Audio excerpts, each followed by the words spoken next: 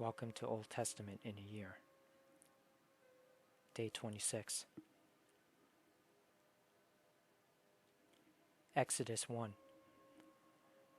These are the names of the sons of Israel, that is, Jacob, who moved to Egypt with their father, each with his family: Reuben, Simeon, Levi, Judah, Issachar, Zebulun, Benjamin, Dan, Naphtali, Gad, and Asher.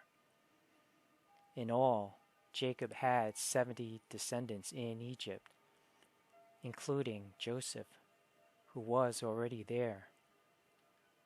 In time, Joseph and all of his brothers died, ending that entire generation. But their descendants, the Israelites, had many children and grandchildren. In fact, they multiplied so greatly that they became extremely powerful and filled the land. Eventually, a new king came to power in Egypt who knew nothing about Joseph or what he had done.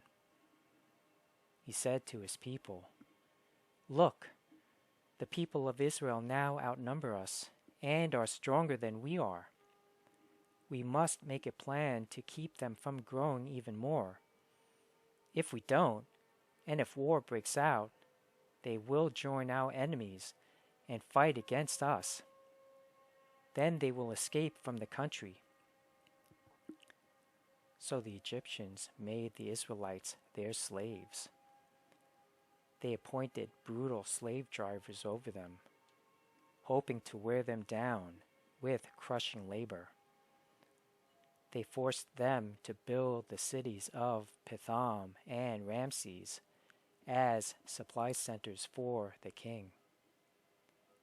But the more the Egyptians oppressed them, the more the Israelites multiplied and spread, and the more alarmed the Egyptians became.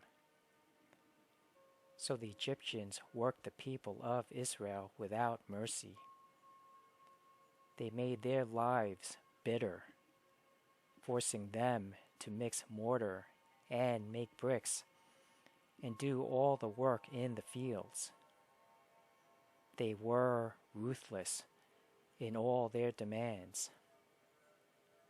Then Pharaoh, the king of Egypt, gave this order to the Hebrew midwives: Shiphrah and Puah. When you help the Hebrew women as they give birth, watch as they deliver.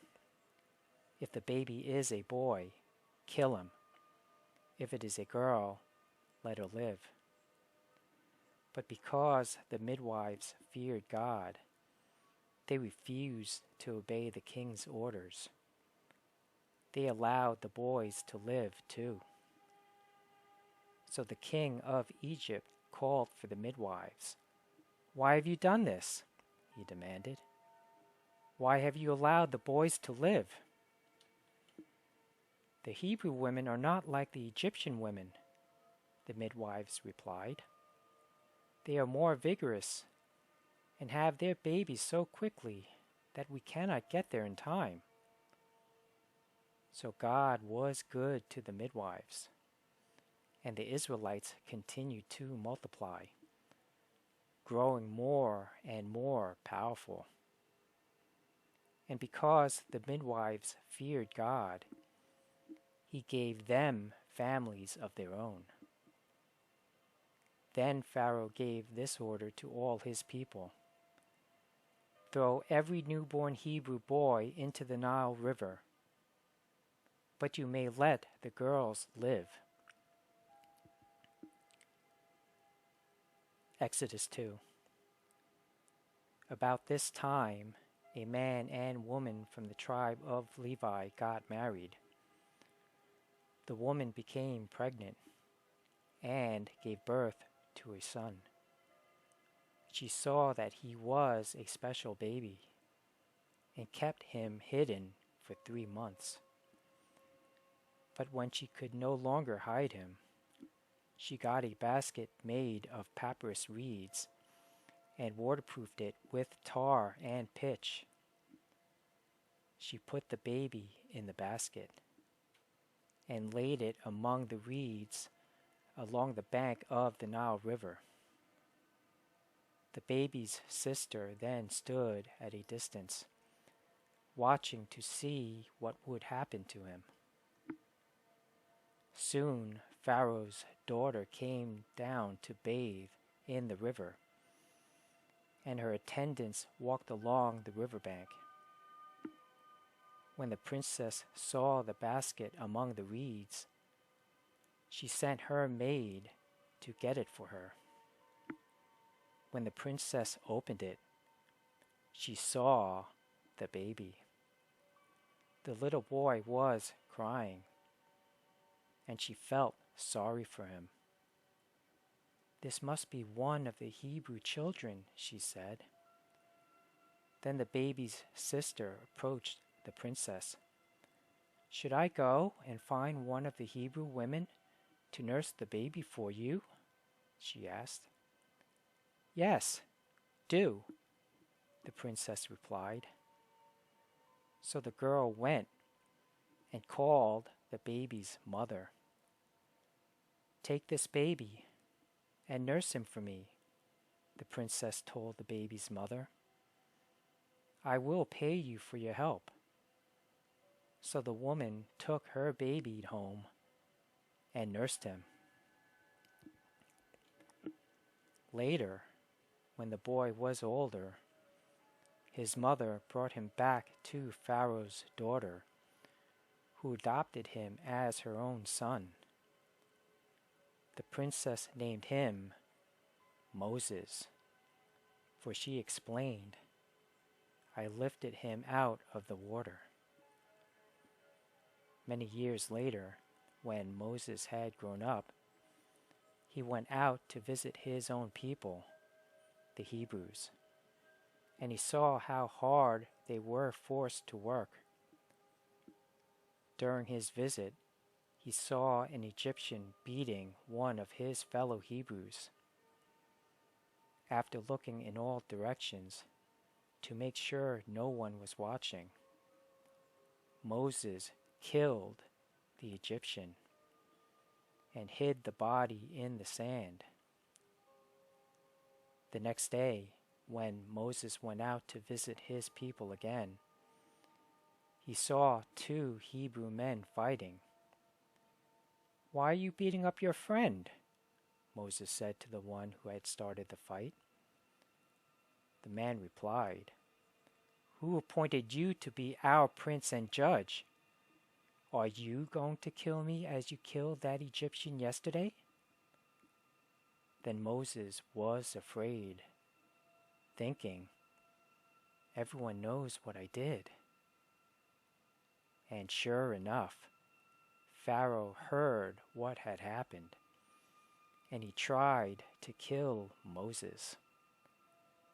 But Moses fled from Pharaoh and went to live in the land of Midian. When Moses arrived in Midian, he sat down beside a well. Now the priest of Midian had 7 daughters, who came as usual to draw water and fill the water troughs for their father's flocks. But some other shepherds came and chased them away. So Moses jumped up and rescued the girls from the shepherds. Then he drew water for their flocks.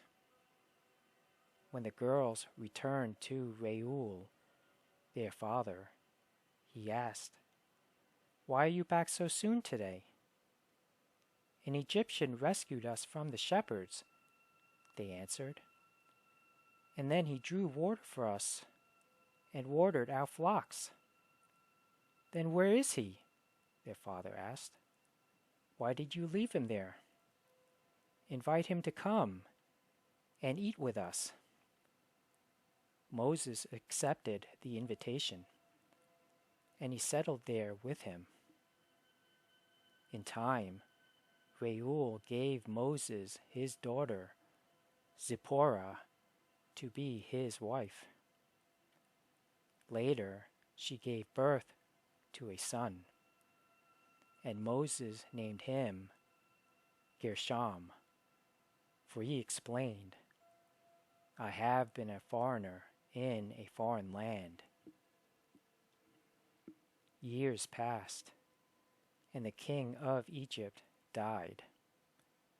But the Israelites continued to groan under their burden of slavery. They cried out for help, and their cry rose up to God. God heard their groaning, and he remembered his covenant promise to Abraham, Isaac, and Jacob. He looked down on the people of Israel and knew it was time to act.